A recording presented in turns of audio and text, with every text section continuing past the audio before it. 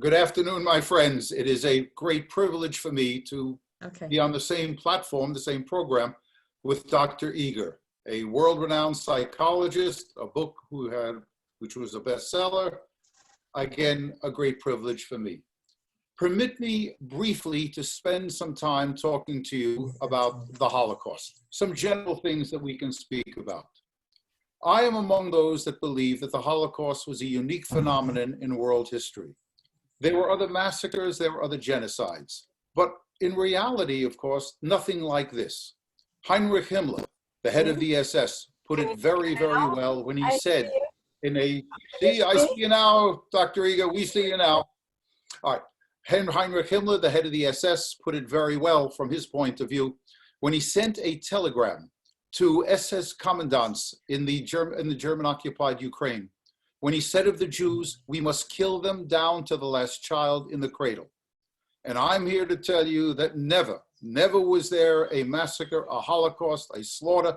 Nothing like this had ever happened before.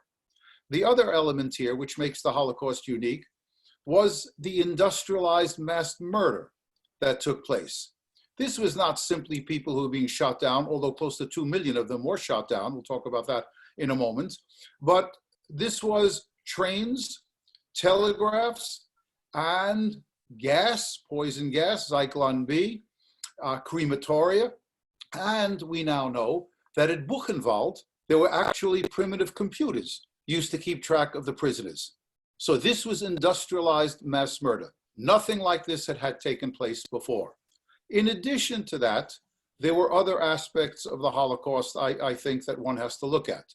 Elie Wiesel was right when he said all of the Jews were victims, but not all of the victims were Jews. At Auschwitz, approximately 1,100,000 people were murdered. Of the 1,100,000, over 900,000 were Jewish. But there were also 21,000 Roma that were incarcerated in Auschwitz and murdered at Auschwitz. Today, the figure that we use, in addition to the 6 extermination camps that were located in Poland, we now use the figure 40,000 to number or enumerate the number of concentration camps and labor camps that the Nazis established all over German-occupied Europe. An additional factor here, and as I drum into my students almost ad nauseum, is when you study the Holocaust, when you study history in general, never minimize the role of personality in history. Again, I'm not poaching on Dr. Eger's territory here. I am not. I'm simply saying to you that towering personalities for good and for evil have shaped the course of human history. I'll get right to the point. No Hitler, no Nazi accession to power. No Hitler, no Second World War. No Hitler, no Holocaust. You can talk about until you're blue in the face about the pervasive anti-Semitism in Germany and the pervasive anti-Semitism in all of Europe and in the Middle East. But the fact I would argue, the fact of the matter is, I do not think that all of these terrible things that took place would have been there without Hitler.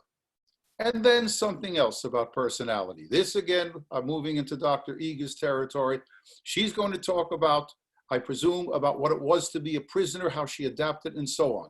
But an equally important question is not how do you explain Jewish behavior, not how do you explain Jewish survival, how do you explain German behavior? How could it be in the middle of the 20th century, a nation that was synonymous with culture, with culture?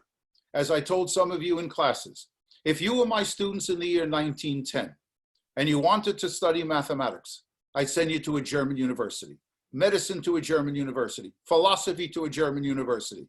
Germany stood at the pinnacle of world civilization. It's composed, as you all know all of these things. Germany was absolutely superb in terms of what we mean by the general word culture. How could it be in the middle of the 20th century that such a phenomenon took place? And how could people do all these terrible things? It is one thing for a man at the top, like Hitler, or Himmler, or Heydrich, all of those model citizens that we speak about in class. How do you explain why those who are under them did those terrible things? To line up Jews by the thousands, line them up, and just mow them down. to shove men, women, and children into gas chambers, to rape, to mutilate. How do you explain all of this? Again, history is not mathematics. It's not science. You cannot say A plus B produces C. You simply cannot do it. You look at the data, you make speculations.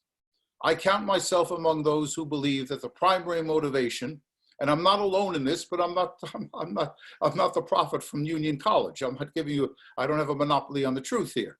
I would argue that it is the inculcation of a murderous ideology. Die Juden sind unser Unglück. The Jews are our misfortune. You tell that to people in school, from kindergarten right through the university, right through the professional schools. You tell that to them in the summer camps. You tell it to them in all recreation facilities. You tell it to them in the newspapers. You tell it to them on the radio. One is going to get a generation that is murderous in intent.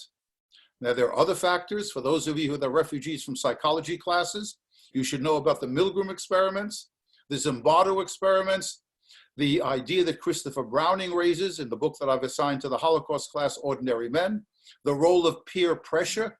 All of these things are going to play a role. There is much to say about the Holocaust.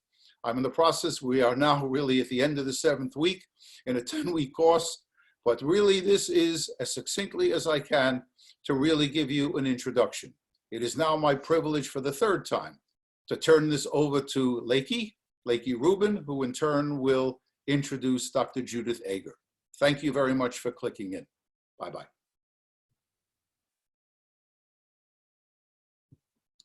Can't hear you. Thank you very much, Dr. Berk. We really appreciate you taking the time. Dr. Berk actually has another speaking engagement in a short while, so he might have to leave early. So we really appreciate you taking the time to speak to the union community. Thank you. I want to thank also everyone for their patience in getting this started, and welcome everyone.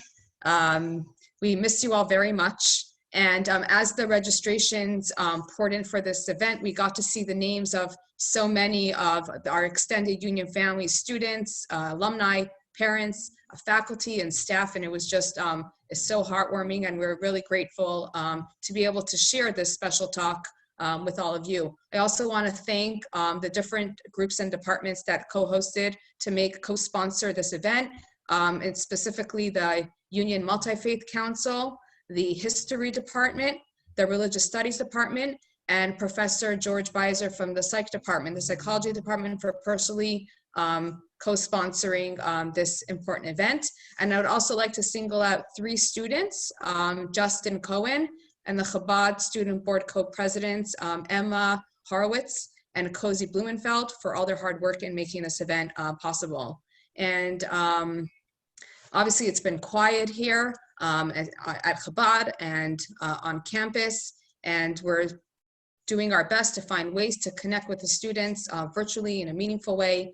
Just because we're physically distancing doesn't mean that we're socially distancing.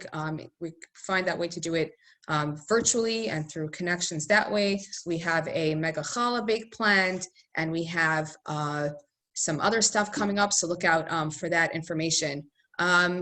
I just want to go straight into a little thought and introducing Dr. Eger. So right now in the Jewish calendar, we're in a special time period between the holiday of Passover and the holiday of Shavuot, and commemorating the time from when the Jewish people left Egypt to the time that we received the Torah at Mount Sinai.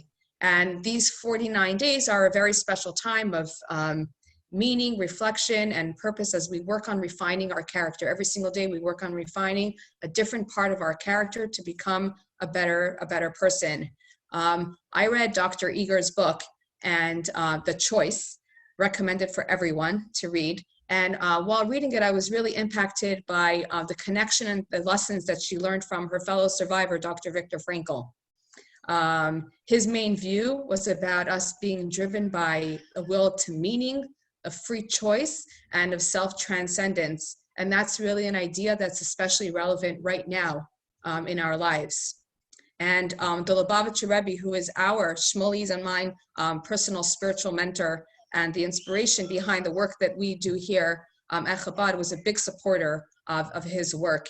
And ever since I read Dr. Eger's book, it has been my dream to have her speak to the union community, and we're especially grateful that Dr. Eger can join and do that today.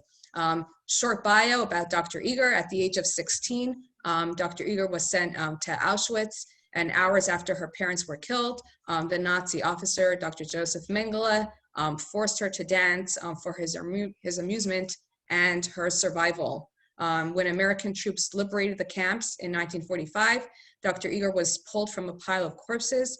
Her story of heroism, healing, mental toughness, and moral courage brims with the triumph of the human spirit.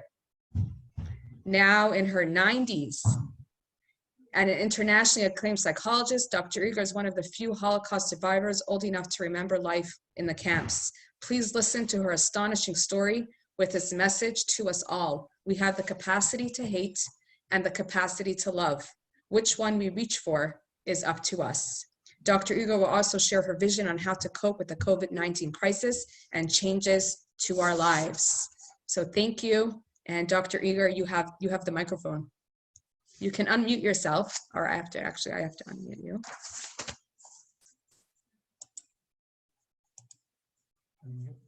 Is you and the Chabad community. I cherish you because I know that love is not what we feel, it's what we do. I'm totally committed to the young people because they are the ambassadors for peace. And I want to show up for them and let them know, as the professor said it so brilliantly, that never in a history of mankind such a scientific and systematic annihilation of people existed. And that's why it's not comparable. But what is very important, that 15 highly educated people got together and celebrated after one day of meeting that they finally found the final solution, the systematic annihilation of 30,000 Jews in one day. And I am part of that final solution. So now, I think that life is beautiful. I like to let you know that when people tell me you overcame, there is no such thing as overcome in my ways.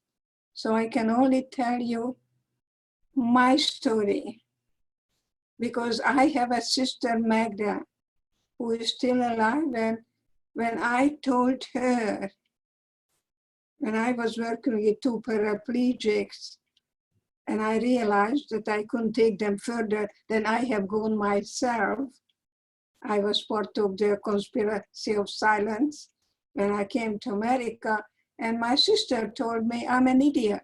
So you see, we went through the same experience, 2 very different responses.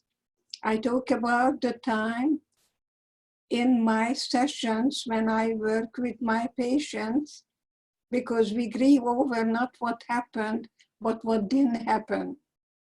So when my granddaughter was born, little Lindsay, the pediatrician said, she's very flexible, she might become a ballerina. And I said, great, now I can die, because now my blood is there. And you know what? I'm a very proud Jew, because I know that your ancestors and mine didn't have it as good as we do. And guess what? They didn't give up. We don't give up. It's easier to die than to live. I was very suicidal after I was liberated, because I was in a cast, I could hardly breathe. I was filled with water. And I realized that my parents are not coming back. That reality hit me.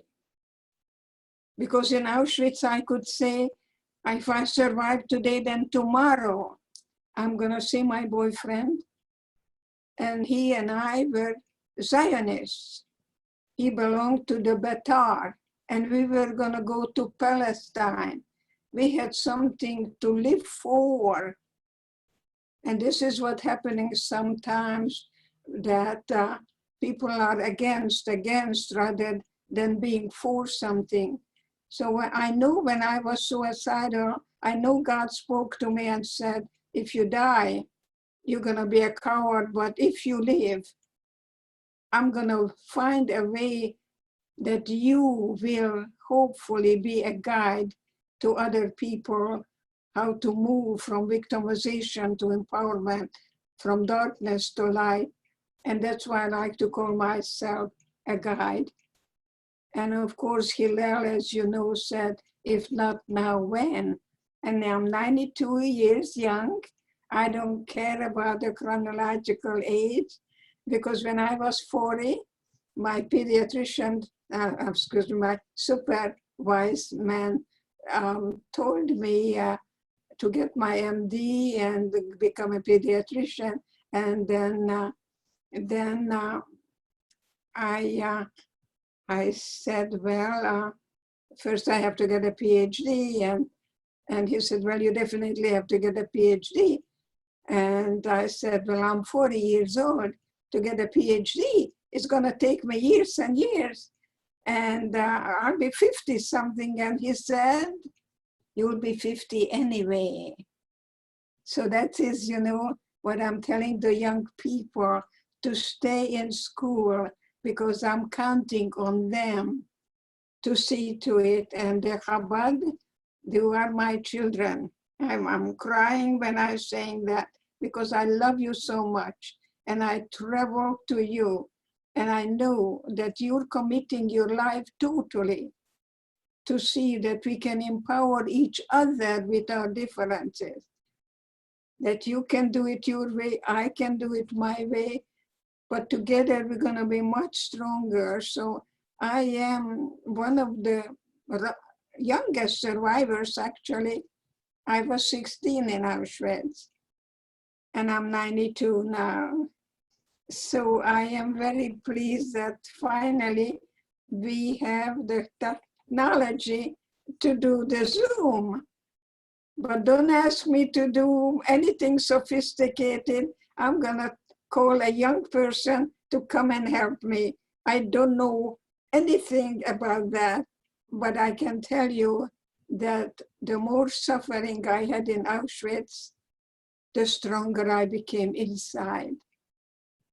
I beg young people to look at life from inside out. Don't wait for somebody to make you happy. There was no such thing. And if you read, of course, the studies on stress, they talk to you that if anything happens to us, we have two automatic responses. We either fight or flee. And that was not at all working in Auschwitz, because if you touched the guards, you were shot right away, right in front of me. I saw it. You couldn't flee, because if I would have touched the barbed wires, I would have been shot. Excuse me, I would have been electrocuted. So I'm bringing you the opportunity for discovery. When I was able to create a world thinking that they were the prisoners, not me. So when they took my blood, which they did very often, and when I asked, why are you taking my blood? And the guy said, to aid the German soldiers so we can win the war and finally take over the world. I couldn't yank my arm away. Maybe I wouldn't be here telling you about it. But I said to myself, you stupid idiot. With my blood, you're gonna win the war? You're never gonna win the war. So, we had humor, and we had to learn how to really show up in the morning and not to stay behind, even though they told you there is a hospital, because there was no hospital, there was only the gas chamber.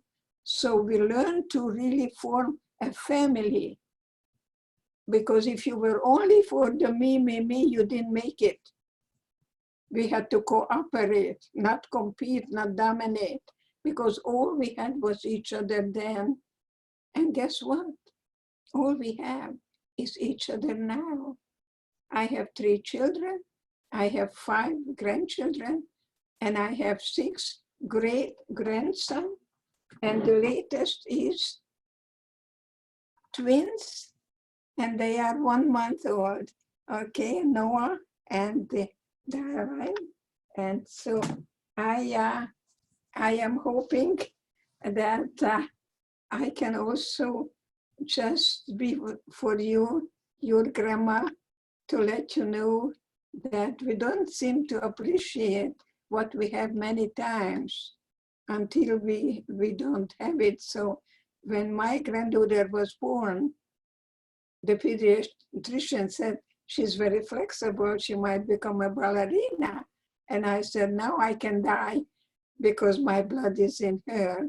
Well, she did become a ballerina, but I remember in high school, she asked me to go buy a dress so she can go to a dance in La Jolla. The school was the Bishop School, a wonderful school.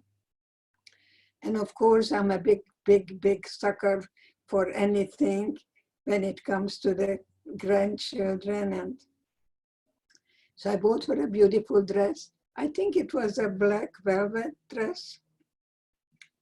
And I came home, and out of the blue, I was crying. And I didn't understand. The word understand is too academic for me. But I came to a realization that I didn't cry because Lindsay went to a dance. I cried because I never went to a dance. And this is the work I do today, that you revisit the places where you've been. But you're not there, you're here with me. And I provide that atmosphere as you do, the Chabad. The reason also I love you so much, because I have a son who was born with cerebral palsy. At the age of 4, I was told in Johns Hopkins that my son is going to make it if I just totally commit my life to him. A beautiful neurologist told me, Dr. Clark. And so I stopped my college. I went to the cerebral palsy clinic, and my son John graduated as a top 10 student from the University of Texas. And that's what I bring you, not to give up. And that's what the Chabad is doing. You are all over the world. I support you wherever you are, whatever you do, you can count on me. So I'm so happy that young people are now deciding that we are cooped up, and it's good because now you can really be Jewish and talk to yourself. Is it really good for me? In Europe, we used to ask, is it good for the Jews? You know, and you can get up in the morning and you can look in the mirror and say, I love me. I love me, I honor me. And I decide what kind of day I'm going to have, because no one can get to me. The Nazis could throw me in a gas chamber any minute. When we took a shower, we didn't know whether gas or water is going to come out. But they couldn't have murdered my spirit. And that's what I bring you. That Auschwitz was a place for a discovery. And this is now time out. We were not prepared for this. And the suffering can really bring the family closer together. You can come up with family rules. Because you know what, spoiled children didn't make it in Auschwitz. They were always waiting for somebody to come and do it for them. I beg parents, don't spoil your children. I always tell young people to be able to become good parents to themselves, because dependency breeds depression. So how many children do you have? I talk to Chabad couples and they have many children. Well, how are you doing? How many children do you have? We have 6. We have 6 children. We have 6 children. There you go. Keep it up. Thank you. I met a rabbi who had 10 children, and but you know what is the most peaceful family I've ever seen? They don't have television. They have books everywhere, everywhere. They don't compete. There is no competition or domination. There is cooperation. So you Dr. Eger, what would you like to tell the students about your experience in the, because we don't see them, but they see you.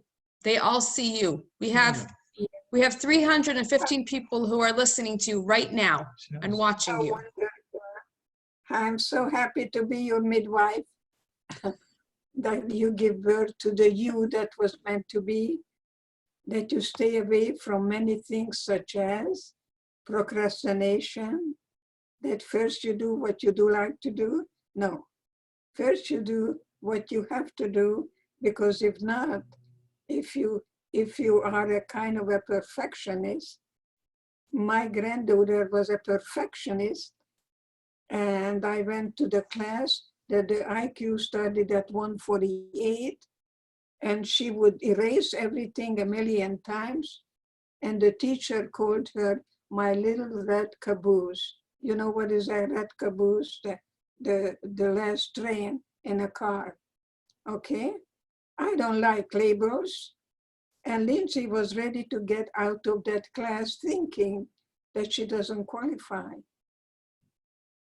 I think she was 10 years old, and I don't know how I managed to talk to her about Auschwitz the first time. She went back to the class. She stayed in the school.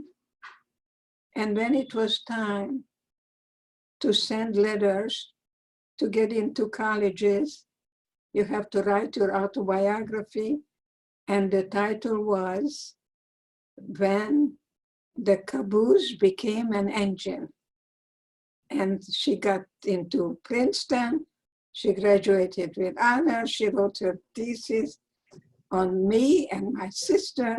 She got a PhD at UCLA, and she's a professor, guess what, in psychology, that you see. And I think it's very important for me to be a good role model to young people, because love, again, as I say, it's not what you feel, it's that you are committed to something other than yourself.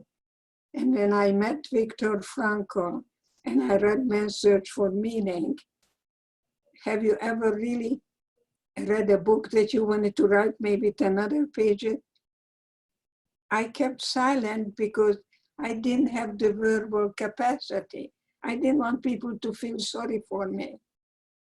I didn't do justice. I just didn't know how. I just wanted to be a Yankee Doodle dandy. I wanted to speak English without an accent. See how far I've gotten with that? I'm gonna speak with a Hungarian accent, and so it is. And guess what? In Hungary, they tell me that I speak Hungarian with an American accent. In America, they tell me I speak. So that's what you get now. I'm not trying to change. And I went back to Auschwitz to reclaim my innocence, to assign the shame and guilt to the perpetrator. There is no forgiveness without rage. So don't cover garlic with chocolate. You know, don't get into you know, you must go through the terrible, most unbelievable times. But you know, what I tell young people, to read Plato. In Plato, I read Plato because my mother told me, I'm glad you have brains because you have no looks. See, Magda, who is still alive, was the pretty one. Clara was the violinist, And I was around. So my mother took me to a ballet school, and the ballet master told me that God built me in such a magnificent way that I have ecstasy. I never knew what that word meant until I got to Auschwitz. The ecstasy comes from inside out. So I think it's very important to do the work, not what happened, but what didn't happen. Because I didn't cry because Lindsay went to a dance. I cried because I never went to a dance. So I see therapy as grief, not what happened, but the childhood I didn't have, the teenage years I didn't have. And now I am able to be a good role model. Please stay in school, because the more pieces of paper you pick up, more doors open up for you. So see how you are going to go to the class and be 100% with your professor. Don't try to check out. Don't have your little doohickeys as you do nowadays. Be 100% and live in the present, because I can only touch you now. So not to ask why me, but what now? I live in the present. I can only touch you now. And that's what keeps me very curious. The curiosity really kept me alive in Auschwitz. I always wanted to know what's going to happen next. So I am very happy to talk to young people and know that God gave us temptation. You know why?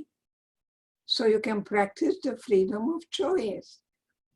If you want to watch TV because you have homework to do and you don't feel like it, if you ask a child, why do you do that? The kid would say, because I feel like it. As an adult, you still feel like it, but you don't act upon it unless it is for your best interest. So there is a difference, because there is no freedom without responsibility. So I like to write a constitution for the family. It has to be age appropriate, of course, and a 5-year-old can put a fork into the dishwasher. They can take their jeans and they can fold it. That there is cooperation in the family.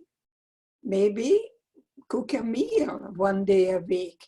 Maybe cook a Hungarian chicken paprikash, whatever, but something that you are, Viktor Frankl and I talked about it, that we're not shrink, we are a stretch. And I like that I'm not a shrink, I'm a stretch, that I want to stretch people's options, because the more options you have, the less you feel like a victim. I was victimized. It's not who I am. It's not my identity. It's what was done to me. So let's not minimize it ever.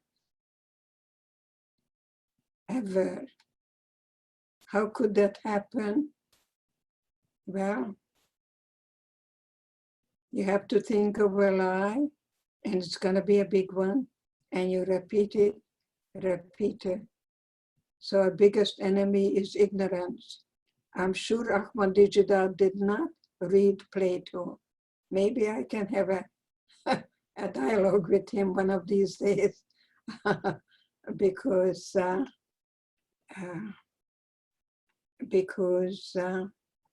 you have to question authority.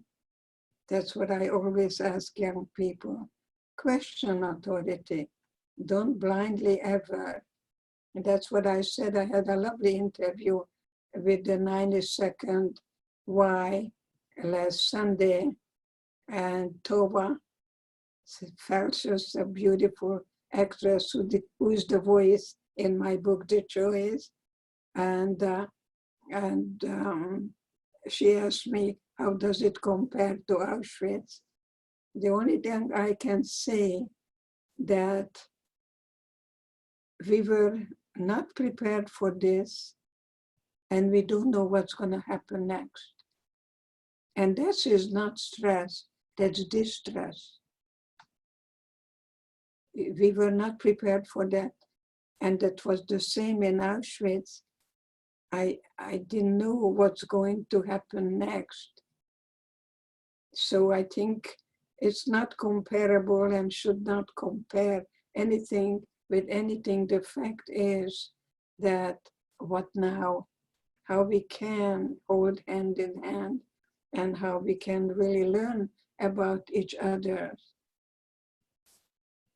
Because you may have Muslims, and yes, it's true, in Auschwitz, the best survivors, they say, were the Seventh-day Adventists, and the Orthodox Jews who believed that God put them there for a purpose. And Viktor Frankl mentions that they went to the gas chamber with prayer in their mouth because they believed. They didn't try to attack the guards. They prayed. I pray a great deal to the loving God who brought me here, that I'm able to guide people, never ever take their lives, and to be able to be for something and for the world where we can form a human family and finally survive. So there is hope in hopelessness, and I'm so happy that I'm able to have the modern technology that I can see a beautiful couple. How did you meet? Was it arranged? It's okay, you know. The arranged marriages are much better than meeting someone and you don't know who you're marrying, like Romeo and Juliet. They don't know each other. They don't know each other's family. So actually, my maternal grandfather and Shmuley, my husband's paternal grandfather, escaped the Holocaust together. They were both Holocaust survivors who escaped the Holocaust together. So our families go way back. Beautiful. So, yeah.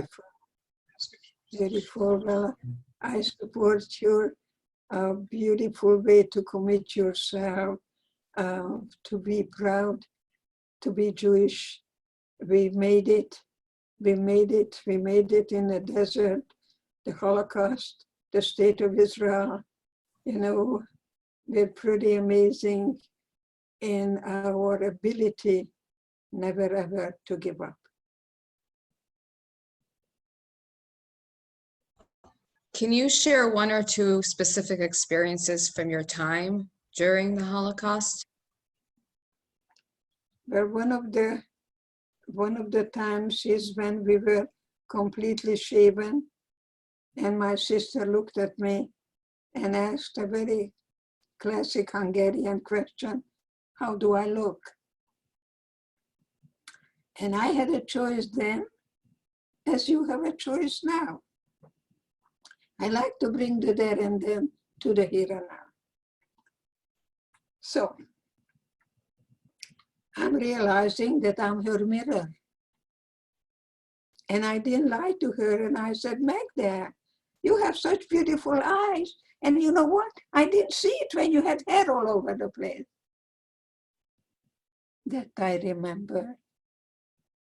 That I remember very, very quickly.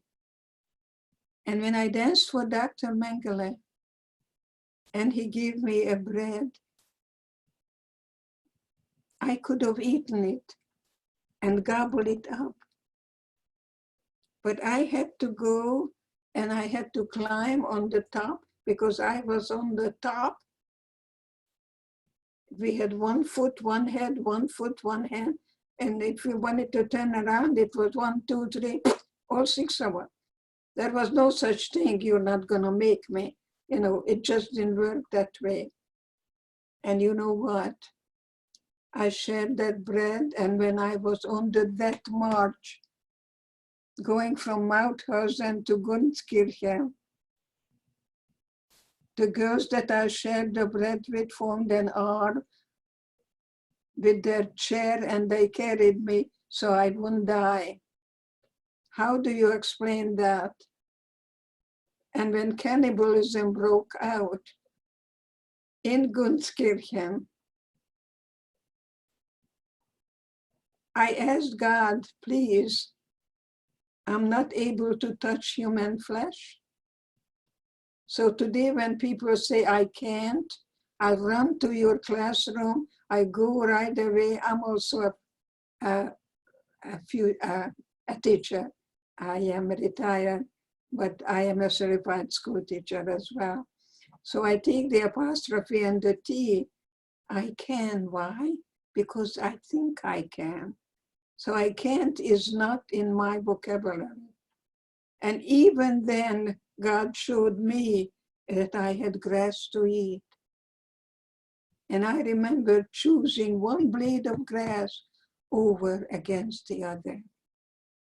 So when you say I can't, what you're saying is I am helpless. And that's a lie. That's a lie. I'm tough. See, I don't take many excuses. Yeah, because my father drank, that's why I'm an alcoholic. No, you don't have to. You don't have to be like your father. You can be the you, the unique, the one of a kind, because there'll never, ever be another you. So I celebrate the special, one of a kind, unique, authentic you. And young people tell me God doesn't make junk. I like that a lot. You see it good. You're good. You're born with love. You're born with joy. You're not born to hate. You learn it. So I'm here hopefully to call you young people ambassadors for peace and goodwill. No time. Thank you. Thank you, Dr. Eger. We're going to open up the question and answer now for some moderated question and answer session. If you look at the bottom of your screen, there is a little Q&A that you can type in any questions that you have for Dr. Eger, and we'll go through them and we can try to answer as many as we can. I just want to ask a question. It's Yes, remarkable how you went through the most gruesome time and you retained such positivity and such amazing beauty of life. How do you have that? Where does that come from? Well, we have scientific proof that the way you think, that's how you're going to be. So that's how you're going to feel. You don't feel first and then think. First you think. And if you think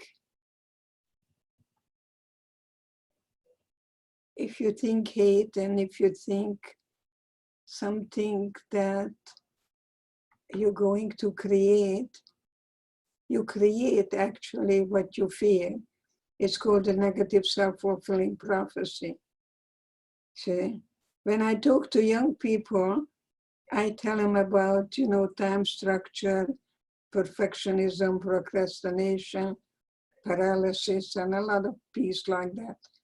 And they say, yeah, it's a good idea, and I'm gonna do first what I don't like to do. And you know what? I call them gonna people. They always gonna, but they never are. See? I'm gonna. So I'm asking young people, please, you're gonna feel much better to go to sleep every night when you're satisfied. When you talk to yourself and say, I did it. I did today what I actually didn't do yesterday, that I'm stretching my comfort zone. And yes, I'm going to college, and yes, I'm hoping to get a scholarship. There are scholarships, but then education, I beg of you, hopefully also give you a doctor after you're name to have a PhD or an MD can give you more doors that will open up for you. So I hope to again see you as young people, as the future, as the ambassadors. And So there are a few questions tied to your dancing.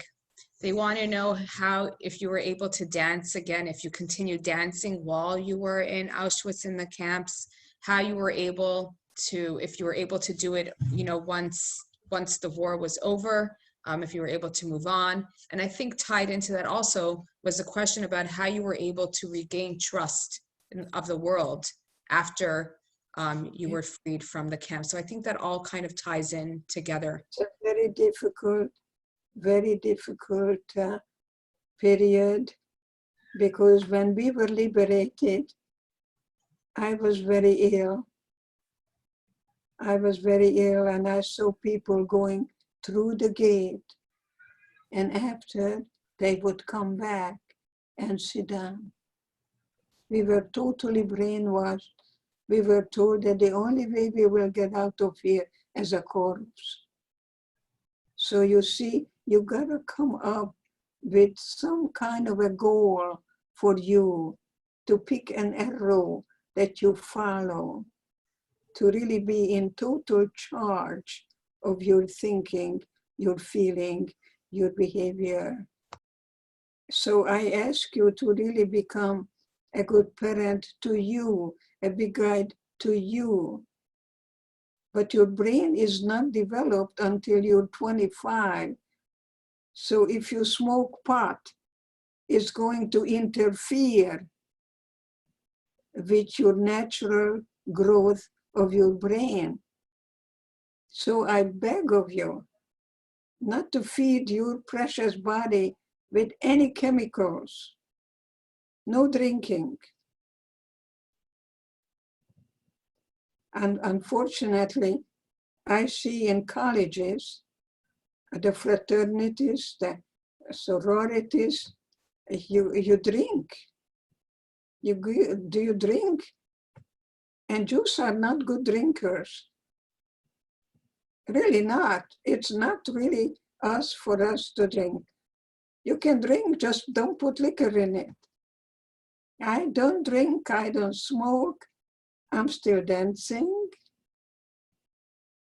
So what I did in Auschwitz, I was dreaming to meet my boyfriend, because he told me I have beautiful eyes and beautiful hands. So I would come to everyone, tell me about my eyes, tell me about my hands.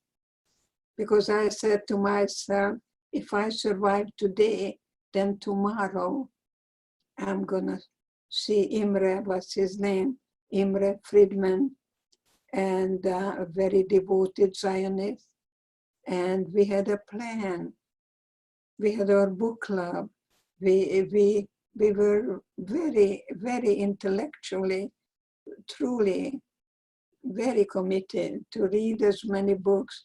I interpreted the interpretation of dreams by Freud, you see, and so we had a goal, and I'm hoping that young people today have a goal, but you cannot have a goal unless you focus on something that will be in alignment and gets you closer to your goal.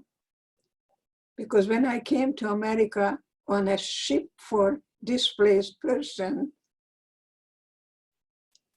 it was General House, the name. I noticed that we had a big storm, and then we were taken away from there. But the captain knew to come back, because we're going from Bremerhaven to New York, which took us a couple of weeks.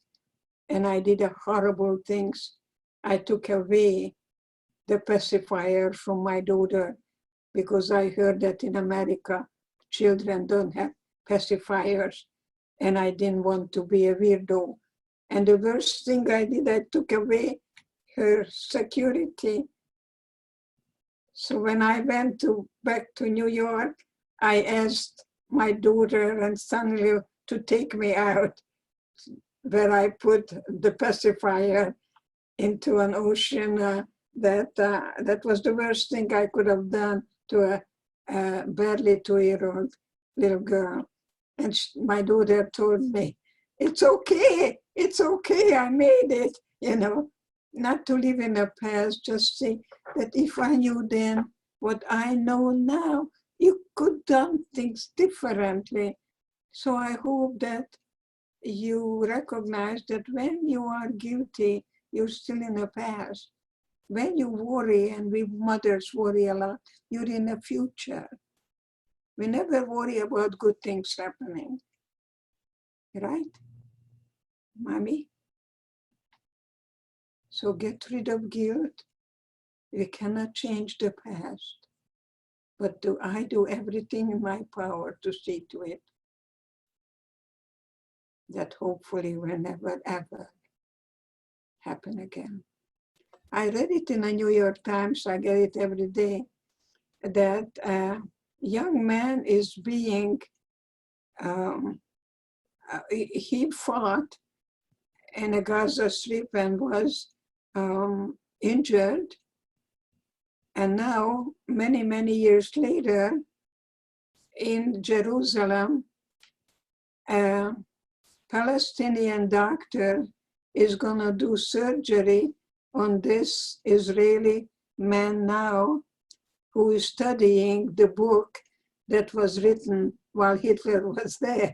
So you have World War II, you have the Palestinian doctor, you have an Israeli patient, and you see what's happening, that we can have the thesis and the antithesis and the synthesis. The largest Jewish population today is in Europe, in Germany. So we never forget what happened.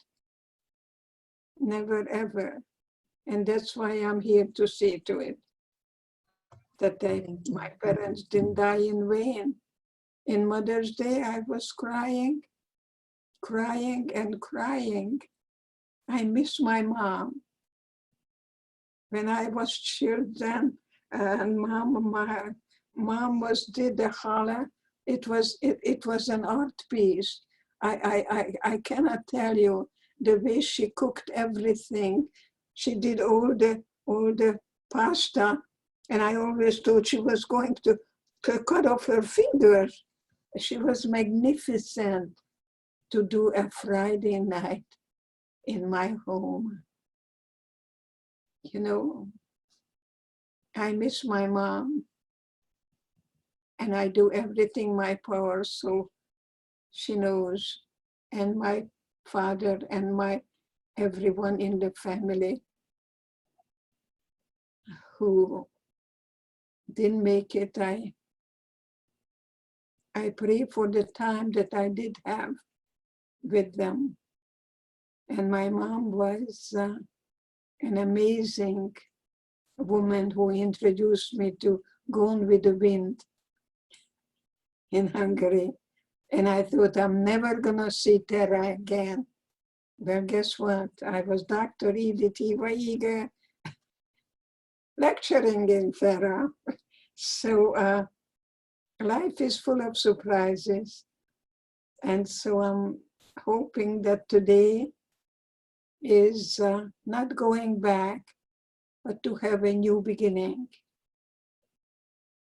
So hold on to your wonderful blood that comes from our ancestors, and to be able to be a good role model as you are.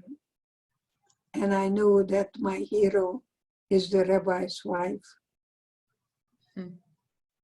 Thank you. I'm going to tie a few questions. There are about 20 questions that have come in, and I'm going to try and tie a few together so that we can answer them in the short time that we have left. So there are a lot of thoughts on, you know, the world where we are right now, and in this country, there's a lot of divide, a lot of division, a lot of hate, And right now there's a lot of fear in the world and the situation that we're in terms of COVID-19. And so there's a lot of different questions that have come up about that, you know, how can we move forward? How can we, you know, change from the feeling of fear to the feeling of love, of the positivity, the ability to find forgiveness? How can we do all of that, of going from all the negative emotions that we might be feeling and experiencing, you know, in the country and in general in the world, and moving towards a more positive, in a more positive direction? You know, I like to be realistic, not idealistic. I don't know what the future brings, but I know that if I would still be angry, I would still live in the past. And I want to be free and have joy and passion in life. So forgiveness is not me forgiving you for what you did to me.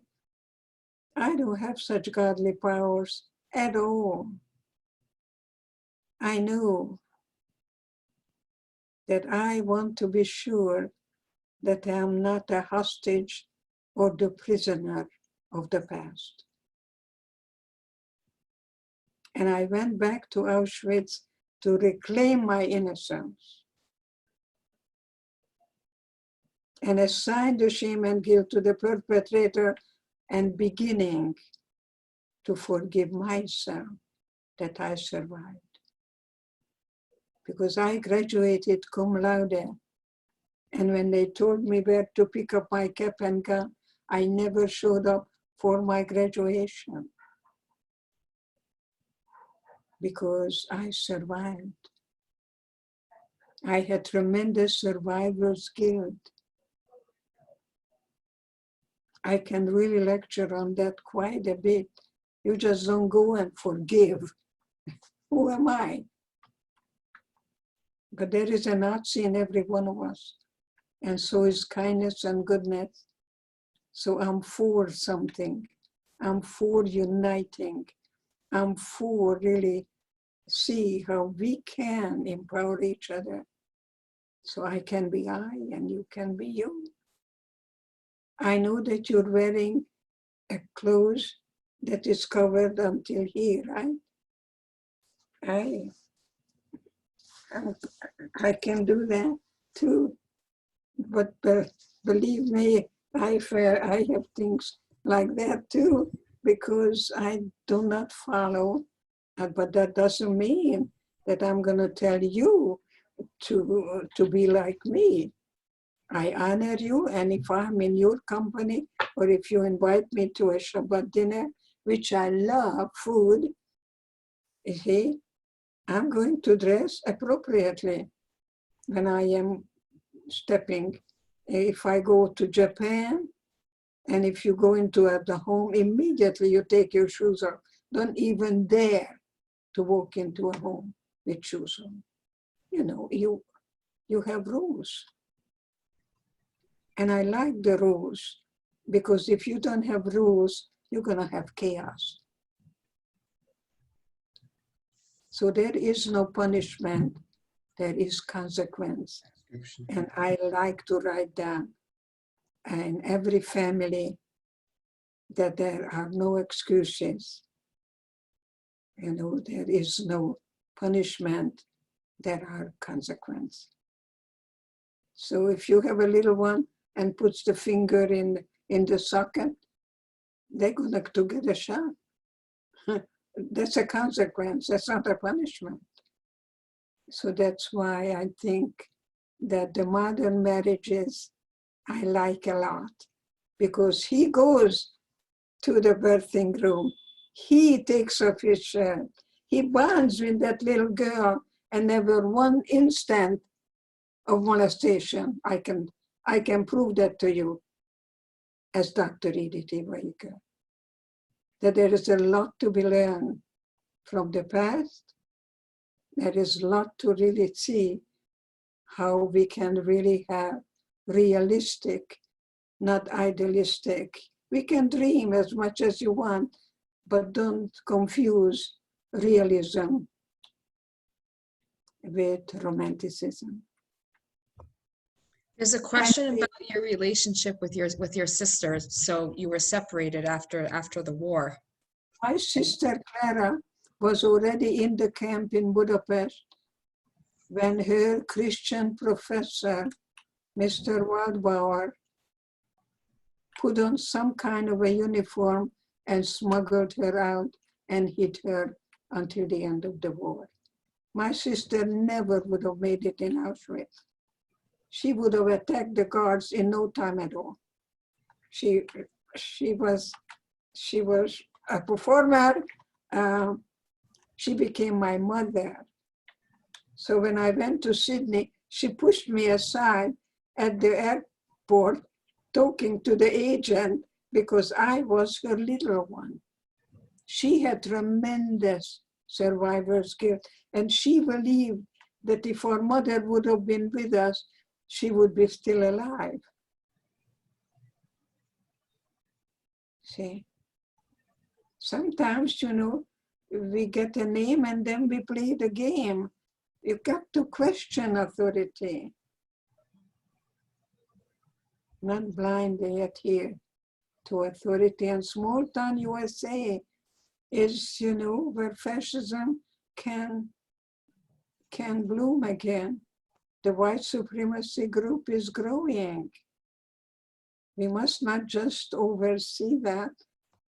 We got to show up and take a risk. I love that word, risk and time. Those are the four-letter words I really like. And this is the time, as we have this time out period now, staying home. Maybe write a book, maybe write a book and maybe want to read something that you have time now that you didn't before. Maybe you want to know the children one by one, Daddy, because you see the child is gonna look at you as the role model, the way you treat the mother. That you get up in the morning, yes, you are the role model to the children, the way you too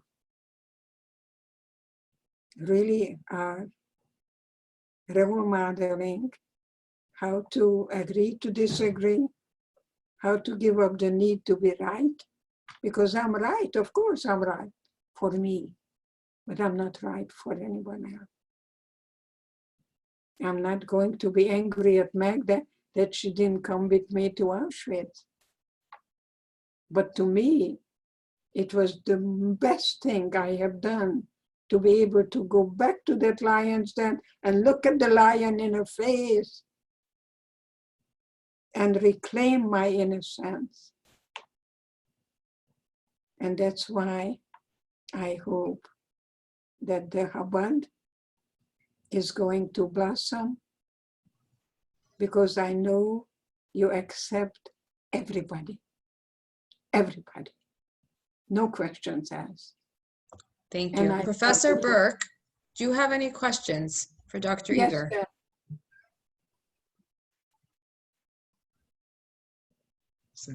yeah, you just need to unmute yourself if you'd like to ask Dr. Eger any questions. And move a little bit. I don't see all of you. Oh, thank you so much, sir. Are your parents survivors? Yeah, Dr. Berk, you just need to unmute yourself.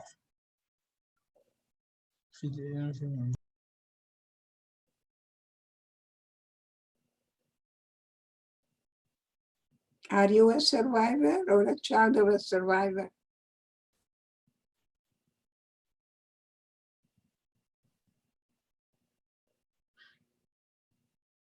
You're unmuted now. Ah, you can hear me now, right? Yes. Yes. Right. Right. No, my parents are not survivors. I have always been, however, very much involved. I am a child of the Second World War, and so the war and the Holocaust have always been very much a part of my life. I remember as a child, we were fortunate to have a television in the 1940s, and I remember there was a serialized version of General Eisenhower's crusade in Europe. Yeah, he was my hero. Right. And I saw the bulldozers go through Dachau and through Buchenwald and just moving those bodies, those Yes. massive bodies into the graves. I must have been about 7 or 8 years old, and it left an indelible imprint on me.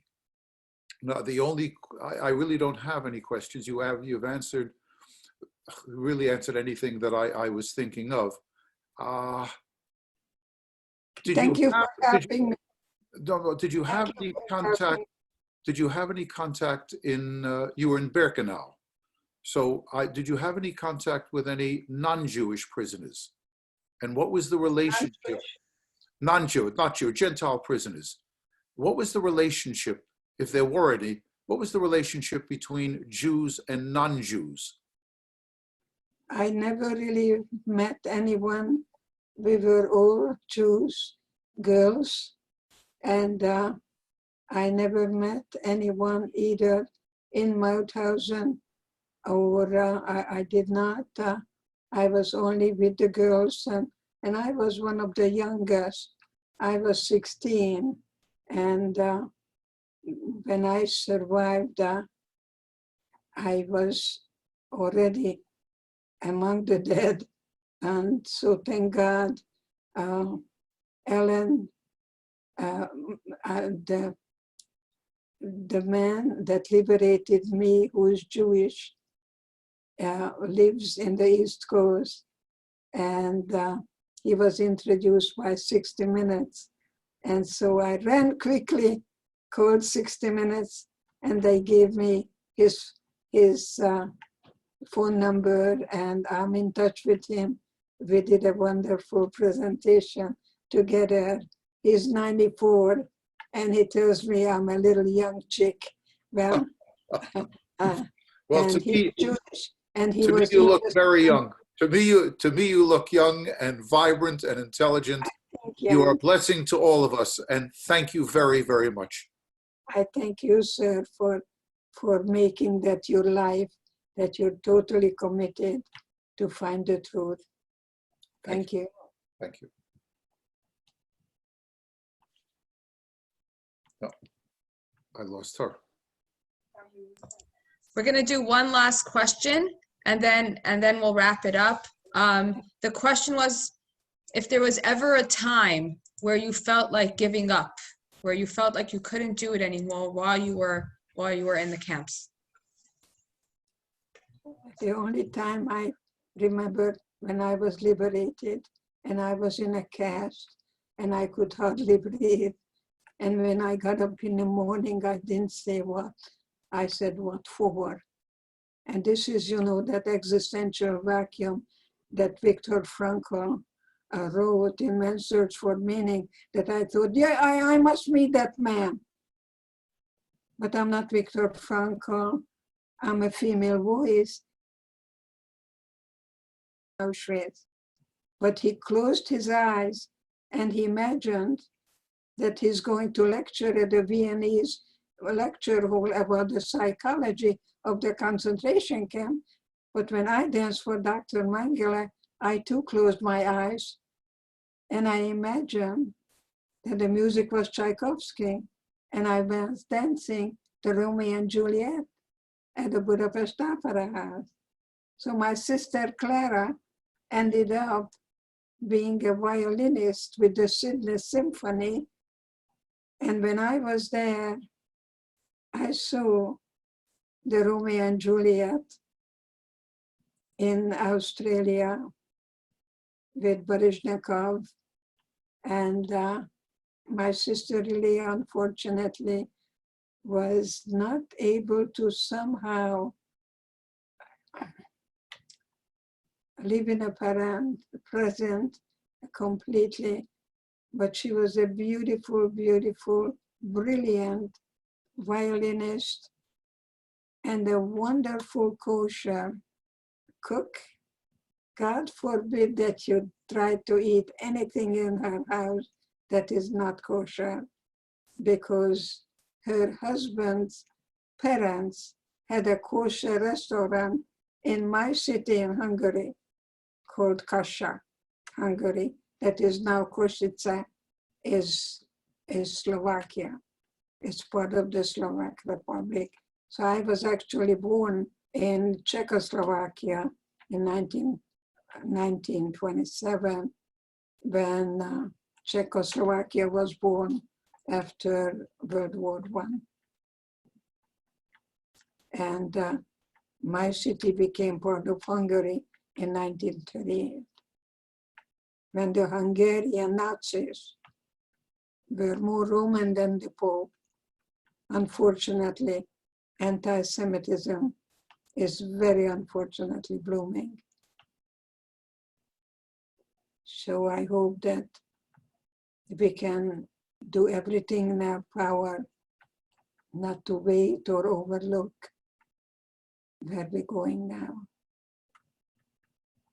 But I am so happy that modern technology allowed us, for me to see a beautiful couple who are having children, who are the future. So there is hope in hopelessness, that we never give up. And I'm hoping that your generation and your children's generation will learn about what happens when good people do bad things, very bad things. So I'm very grateful to the professor and you to really show up for everyone. They should need you, because we need to belong, and hopefully that we can form that human family and see how your children and grandchildren will never, ever, ever experience what I did. So I never forget or overcome. I think of it every day, but I don't camp there. I go through the valley of the shadow of death, but I don't camp there. I don't set up household there. Auschwitz is my cherished wound. And I am very happy to know that as long as I live, I'm never ever going to retire, for sure. I'm going to retire, retirement. I feel younger now than I did 50 years ago. I can tell you that. Don't worry about anything. I'm gonna be 90 something anyway, I hope. My second book is gonna be published, The Gift, and it's gonna be much more practical than The Choice. People ask me a how-to book. And the third book is in the process now with my daughter on recipes. And then I told my daughter, then I can die. And she said, okay, Mom, you're gonna go on and on. So don't worry about anything chronological. It's gonna happen anyway. But now we can really use every moment to do everything in our power for prevention. Thank you. You're a very beautiful couple. And you have a picture of your children, maybe? While he goes and we have a magnet on our fridge. I want to thank Dr. Berk for coming. Dr. Berk, you're in good company. Both of you don't want to retire. So Hashem, God should bless you both with long, fulfilling lives and health. Yes. Health and thank you very much. Thank you very much, Dr. Eger. We really, really appreciate you taking the time to share your thoughts and share your experiences. It's not easy to do that. And thank you to every single person who joined and listened, and everyone who made this possible. We really, really appreciate it. Here, Dr. Eger, these are our children. Oh, there you go. Yeah. Okay. Thank you, Dr. Berk. Thank you, Professor Berk. Shabbat Shalom. All right, so yes, wishing everyone an early Shabbat Shalom, and please, everyone, stay safe and stay healthy. Take care. Thank you so much. Thank you. You were a brilliant interviewer. Wonderful. Thank you. God bless. God bless you, Dr. Eger. Thank you very, very much. Anna, thank you so much. That was just amazing. Your optimism and everything is really hard to believe. That was the comments everyone had, is like, Always hope and hopelessness. We're blown away. We really appreciate it. Thank you. I've been wanting to do this for so long, and I'm glad, you know, this is like almost the silver lining for us that we could do this now, because we can go virtual and we can invite so many people to join and to hear your wisdom and your experience and what you have to share. So we really, really appreciate you doing this. Healing in meeting. There is healing in meeting. Yes. And that is so beautiful that we were meeting today. It was a lovely meeting of healing. Yes. Thank you very, very much. Thank you. All right. Have a good rest of the afternoon, because you're in California time. We're ready to put our kids to bed. 7 o'clock your time. Yeah. Okay, so Have a lovely dinner. I'm gonna have some herring, and I love herring because my precious neighbor from she came from Africa, and she makes a wonderful, wonderful herring salad. So that's what I'm gonna have now. I also make salmon herring. yep, Shmuley he likes to make his own herring. Yep. So Thank you. Maybe it'll be in your next cookbook. Yeah. In your cookbook. in the third book in the cookbook, we're looking for a herring recipe. Yeah.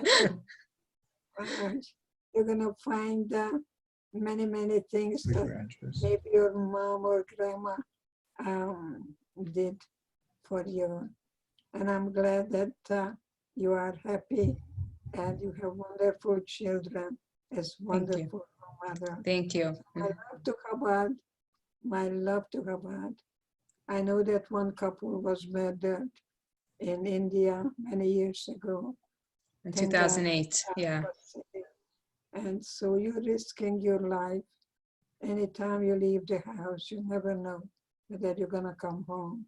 So I really, really, truly tell you that I have tremendous respect and love for you. Thank you. We feel very blessed to do the work that we're doing. It's very meaningful, and thank God we're very safe.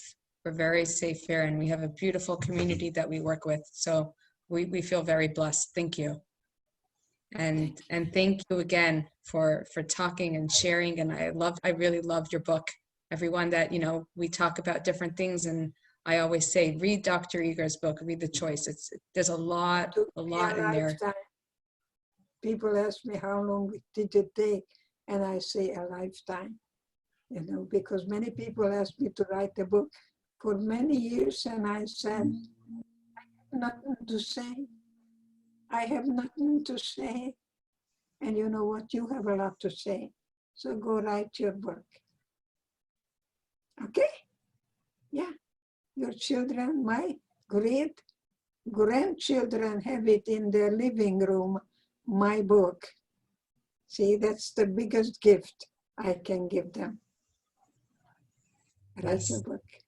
Okay. I always say that like one of the greatest gifts that Judaism gives us is the power of, like what you speak about, is meaning and the power of choice. It's like such a gift that we don't always, especially in our culture now, we don't realize it, what a gift it really is, how empowering, and how it's probably the best gift we can have. And to always be true to ourselves. Yeah. The more choices, the less you feel like a victim.